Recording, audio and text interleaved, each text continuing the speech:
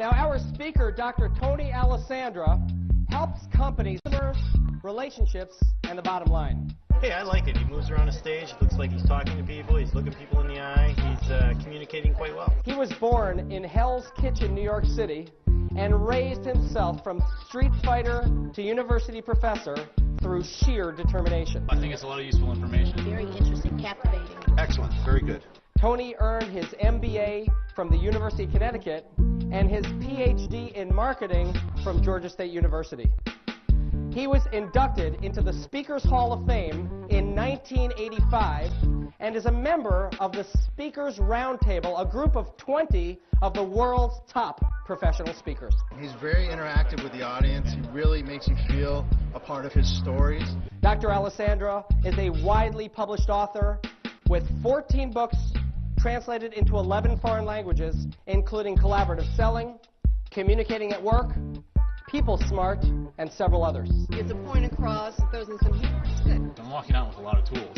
He is featured in over 50 audio and video training programs by well-known production houses like Nightingale Conant and Walt Disney.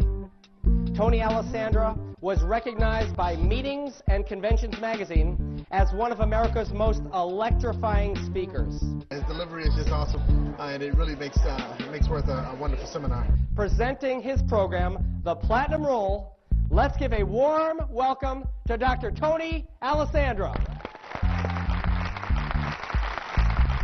Welcome, Tony. Thank you. Thank you. Thank you. Thank you. How many of you in your dealings with other people have ever had a personality conflict? Can I see your hands? Personality conflict? All right, and I guess the rest of you don't deal with people, right? Come on, all of us, whether we admit it or not, we've all had the misfortune of not being able to connect with another person, not able to create that all-important meeting of the minds, which is so crucial in selling. How many of you sell? Can I see your hands? What's the very first thing you have to sell?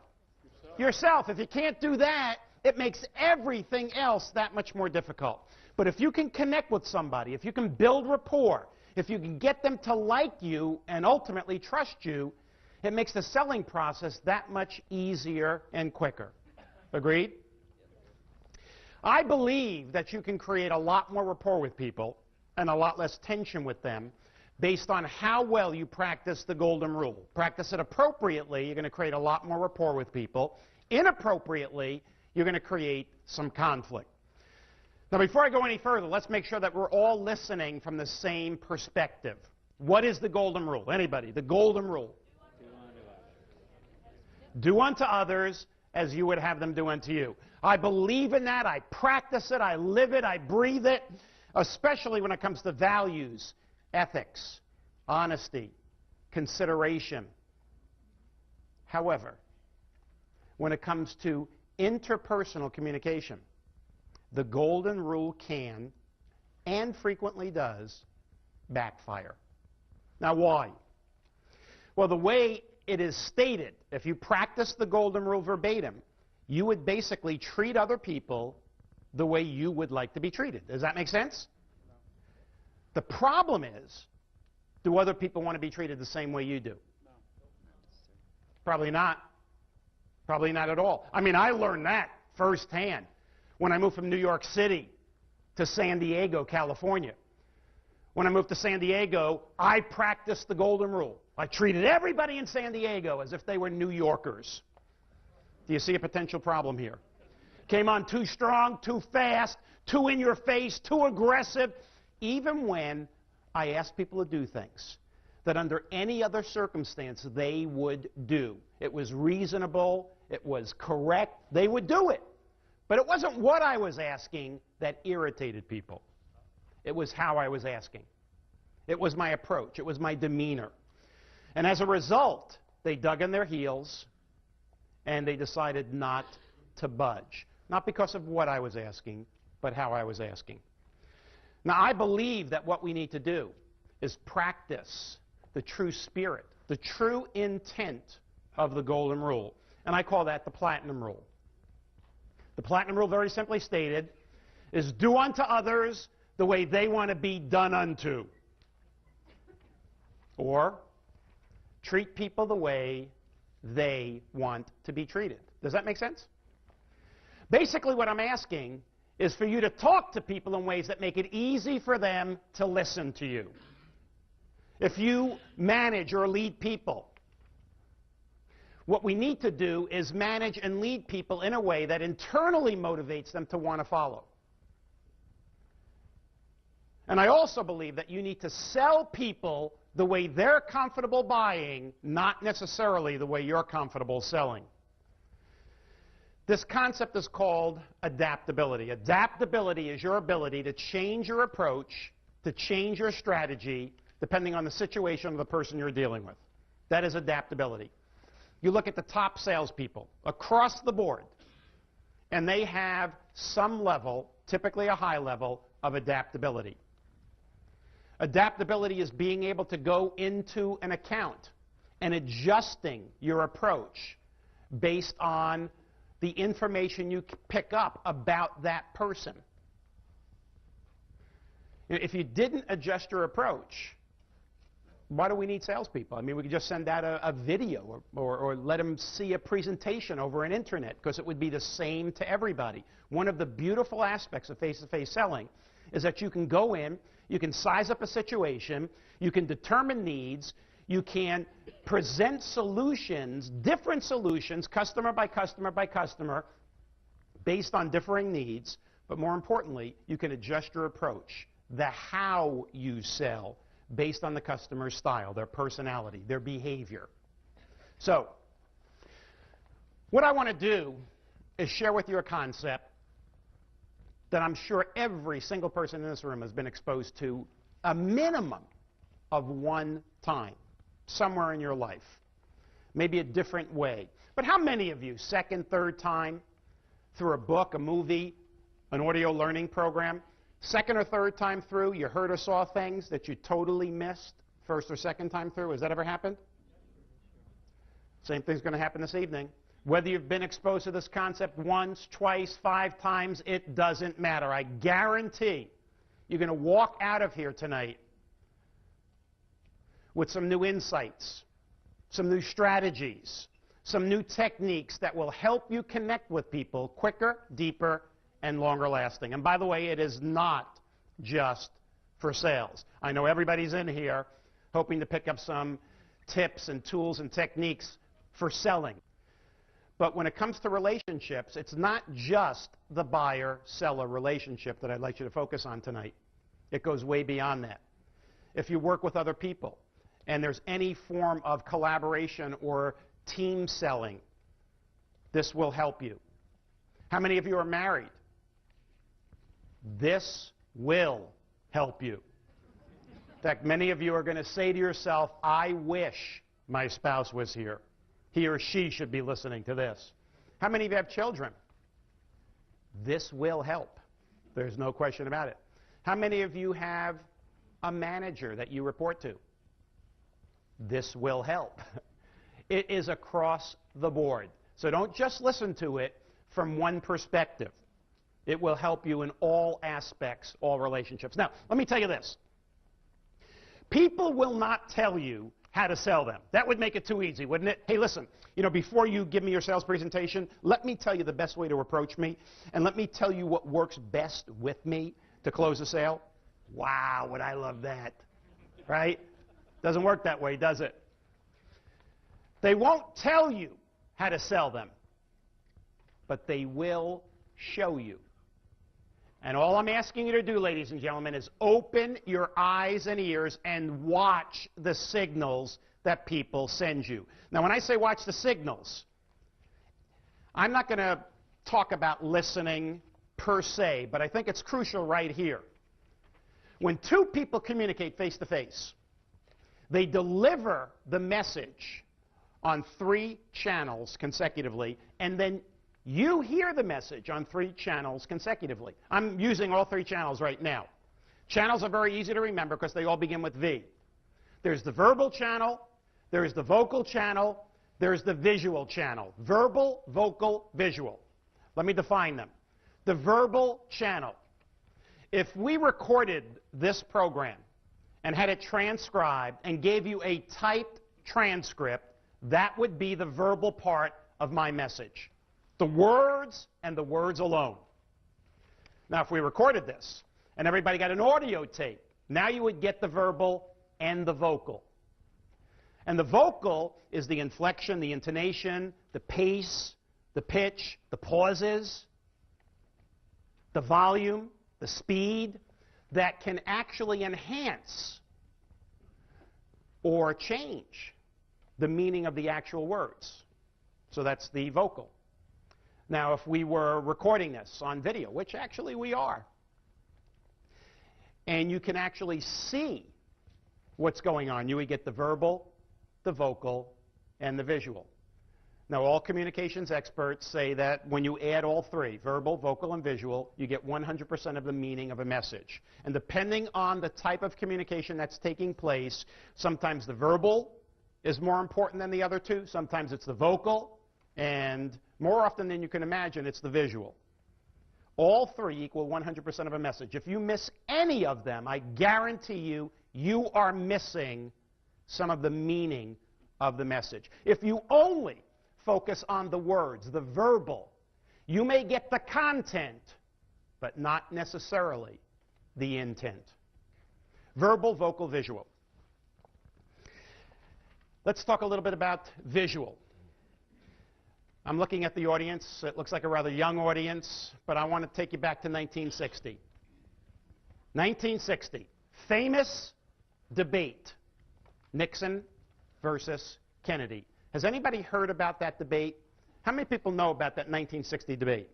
That was a turning point in that election. That was a dramatic debate because something interesting happened at the debate and afterwards. Something was discovered, and it focused on visual. Here's what happened. After that debate, the pollsters went out and they asked the American public who won. Whole group of people said Nixon won the debate by a little. Now, the whole group of people said Kennedy won it by a lot. So they figured, hey, Republicans and Democrats, wrong. North and South, wrong. Conservative, liberal, wrong. It wasn't any of that. And many of you know what it was. The people who said Nixon won the debate listened to it on radio. The people who said Kennedy won watched it on TV.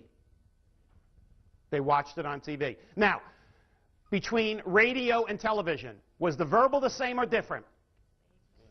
Was the vocal the same or different? So the only difference was the visual.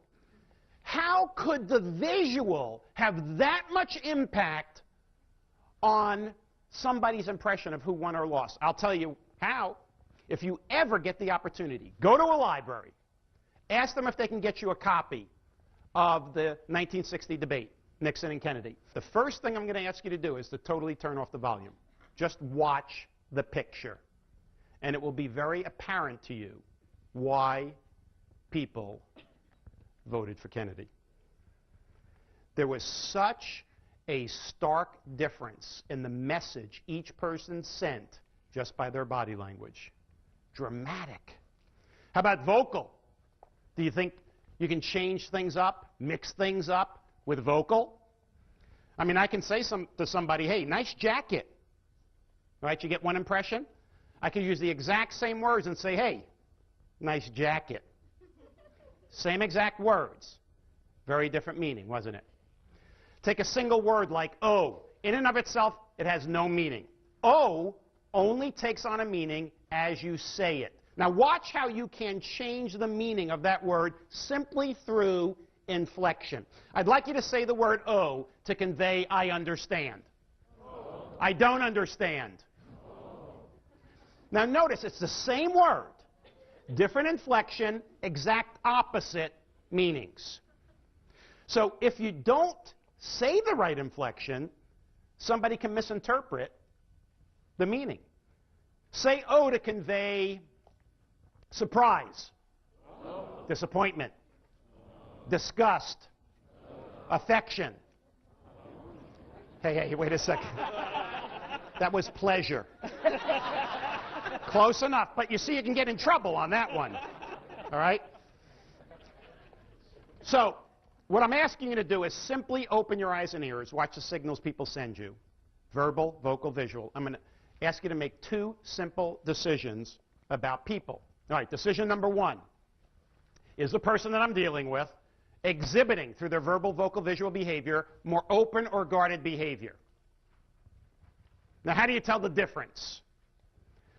Guarded people, and I'd like to know if you know people who fit this. Guarded people do not, I repeat, they do not show or share their feelings and thoughts readily or willingly. In other words, they play their cards how? Close to the vest. They're hard to read. They have controlled body language and facial expressions to the extreme. We say they have what kind of a face? Poker face, more stoic. Whatever they are feeling or thinking inside stays inside. They share information only on a need-to-know basis. These are the type of people that when they get together with you, they do not like much, if any, social talk, chit-chat, schmoozing, whatever you want to call it. What do they want to do? Get right down to business. Listen, I have 10 minutes. What do you have? They make decisions primarily based on what? Facts, logic, numbers, data, documentation. Put it in writing. How many of you know somebody like that? All right? I have a friend like this. This guy is off the chart. Off the chart. This guy is so bottom line, so no nonsense, so cut to the chase. I remember the first time he called my home, and my wife Sue answered the phone. She answers. All he says to her is this: Tony. That was it. That was it. So, I mean, she's got a lot on the ball. She figured it was for me, so she gives me the phone. I talked to him. It was a short phone call, as you can imagine. I hang up. She said, who was that? I said, that was Dennis. Why? She said, I cannot believe how rude, and she went on about this. I said, Sue, that's Dennis. You take him, you leave him. That's just him. I've accepted it. She said, no, you're missing something here, Tony. And let me tell you what you're missing. You know, whether he's like that or not doesn't matter to me, but you are known as a relationship and communication expert, and you have a friend like this. What does that say about the effectiveness of your techniques? Whoa, yeah. Now she's talking my language. I said, I never thought about it that way. She said, Tony, I got to tell you, you know, you got to make a decision. You either have to take him under your wing, coach him, be his mentor, show people through him how well your concepts work, or cut him loose. I said, well, I'm not going to cut him loose, so I'll take the challenge. So I worked 3 months with this guy. Now, I don't know how many of you have a story, an example in your life that you are just incredibly proud of. Dennis is mine. I worked with this guy. It was a challenge. I mean, she challenged me. It was like somebody pulling out that glove and smacking me across the face. I worked with him 3 months. And talk about one of the most remarkable turnarounds. He calls my house. My wife answers.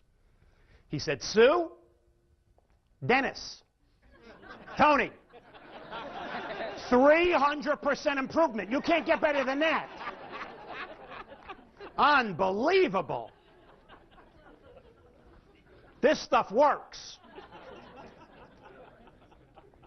At the other end, we have the open people. Open people readily, willingly show and share their feelings and thoughts, whether you want to know them or not.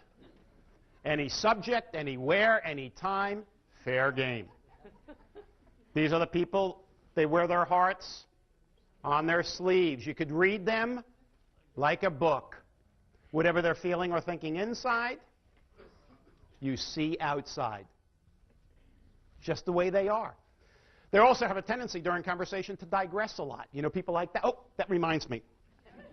And they jump around. What was I talking about? What was the question?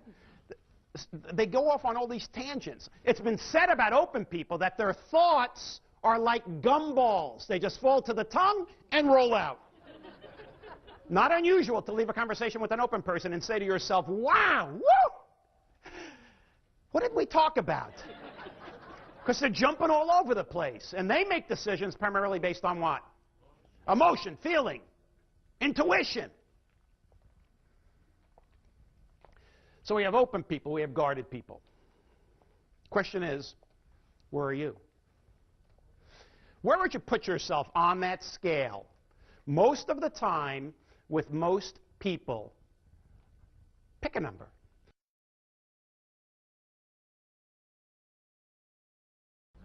And I know some of you are saying, Tony, but should I pick the number I am at work or the number I am at home? Because I have a different number at work versus at home.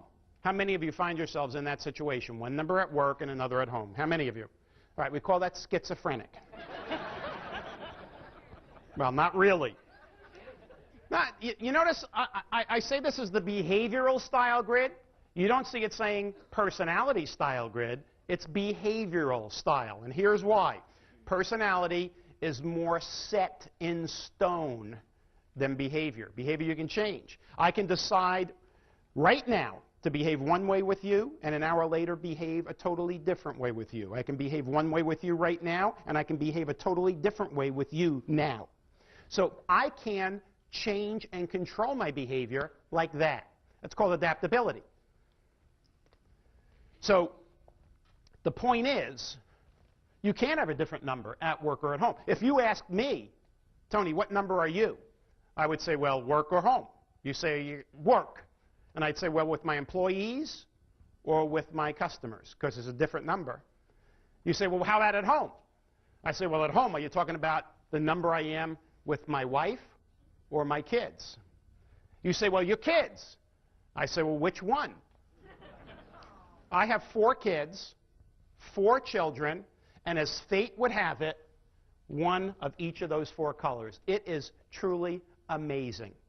So pick a number that you believe reflects your pattern most of the time with most people, and pick a particular role. Your role as a salesperson, your role within the office with your colleagues, your role at home as a spouse, your role as a parent. Pick a role. I would say in this particular setting, pick your role as a salesperson in the work environment. Okay? Pick a number. Let's go to the next scale. Direct or indirect? How do we tell the difference? Directness is a measure of pace and a measure of assertiveness. So indirect people are slower paced. Direct people are faster paced. Now when I say slower and faster, I'm talking about the way they walk, the way they talk, the way they make decisions, the way they do things in general. Indirect people tend to be slower. Direct people tend to be faster. Indirect people tend to be less assertive. Direct people, more assertive. Indirect people tend to be more patient. Direct people, impatient. When it comes to risks, decisions, or a change, indirect people approach all 3 more slowly, cautiously, and methodically. Because indirect people have a tremendous inner driving need not to be wrong. And as a result, they check, they double check. They think about it, they sleep on it. They do their homework, their research, their due diligence, all because they don't want to be wrong. How many of you have sold somebody like that, right? Direct people, risks, decisions, change, they approach all 3 more quickly, decisively, spontaneously. Because their inner driving need is to accomplish and achieve as much as possible, get it over with, what's next? Now, when the 2 work together and they practice the golden rule, can you see a problem? Because the indirect person is wanting to slow things down. Wait a second. We've got to do this just right. The direct person wants to speed things up. Hey, come on, I got a lot to do. It's good enough. Whenever there is conflict between quantity and quality, who would go which way? Indirect people, quality. Fewer things, doing perfect. The direct people, quantity. Let's do as much as we can, as good as we can. It doesn't have to be perfect. How many of you believe that you are married to somebody who is at the other end? I am. What end would you put me at? Direct. There's no question about that. Don't even pause on that one. My wife's indirect. And it is amazing how things get done around the house. She is a perfectionist about things. And me, yeah, you know, it's in the right, you know. So, you know, it's near the laundry basket. What does it matter? You know, it's on the floor. You know it belongs in there. I got to tell you, hanging pictures is the worst thing with her. Because she'll say, Tony, this actually, so she comes home one day with like 7 pictures, you know, pieces of art. What are you doing with all this? She said, Tony, no, our walls are too bare. I want to put 2 over there, 1 here, and 2 there, and another one over. And she, you know, she's going through this thing. I said, you know, I don't see any reason why we have to have more stuff on the wall. It looks okay to me. She says, no, we got to do this. She says, I have to run back to the store and pick up some food for tonight. She comes home, and I am so proud. I said, Sue, come over. You're not going to believe this. She said, what? I said, look, I put all 7 up. She said, Tony, what did you do? I said, I put them up. She said, you did it all wrong. I said, Sue, you said 2 there, 1 there, 1 there, 2 there. I put them just where you wanted. She said, no, and they're crooked, too. I said, they are not crooked. No way. And we get into this whole thing about if it's crooked. She goes in, pulls out one of these, what do they call them? The levels. All right? So a little piece of the bubble's outside of the line. I mean, just a little piece. I thought it was pretty good getting that close without using a level. And she said, look, it's not, and we have to go through every single one, do these. It took a whole day. Now, how could something like this take a whole day? It took me 15 minutes to put 7 up. But that's what happens. That's what happens. When it comes to rules, indirect people follow rules according to the letter of the law. Direct people follow rules according to the spirit of their interpretation. How about gray areas? When there's a gray area, it doesn't quite say whether you can or you can't. Whenever an indirect person comes across a gray area, they usually go to somebody in authority and ask permission. You know, it doesn't say whether I can do this or not. This is what I'd like to do. Is it okay? They're looking for the blessing. Is it okay? Can I do it?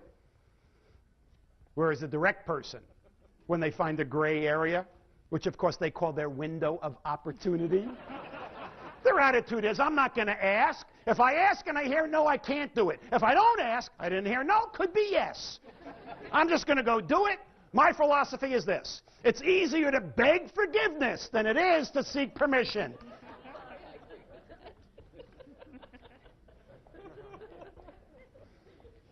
So now the question becomes, what letter would you pick for yourself? So what I'd like you to do is pick a letter for yourself that you believe reflects your pattern of behavior most of the time with most people. So pick a letter.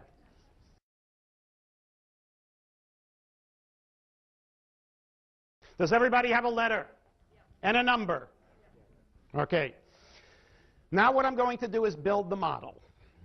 I have 3 objectives in this section of the program. 3 objectives. Number 1, how do you size up somebody through the simple process of elimination? 2 decisions, ladies and gentlemen. Is the person more open or guarded? Process of elimination. Is the person more direct or indirect? Process of elimination. Second objective, understanding the 4 basic patterns of behavior. What are they? How do they act? What's their likes, dislikes, fears, goals, the ways they make decisions, etc. And then the third and most critical, once you can size somebody up, understand their style, what do you do about it? And this is where you have sort of the golden key. Because I guarantee you, and I've taught this concept. This year, actually, is 30 years that I've been teaching, researching, and writing about this concept.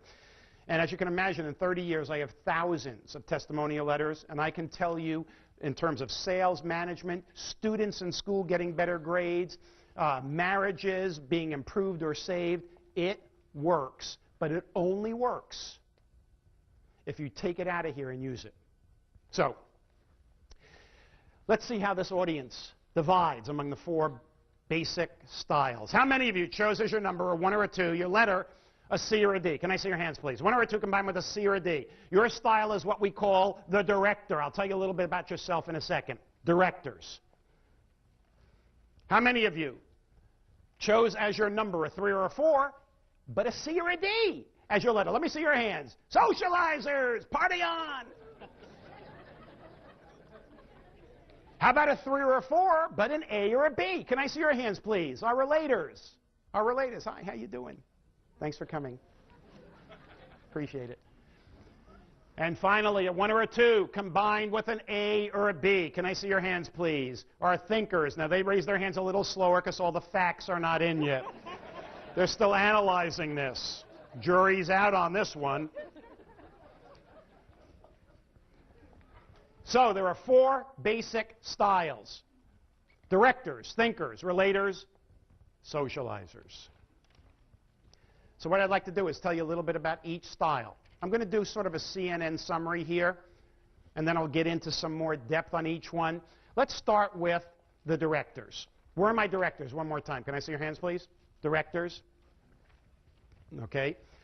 Directors, their key style, their key desire is results, bottom line. Their motto, I want it done right, I want it done now, or better yet, I want it done when?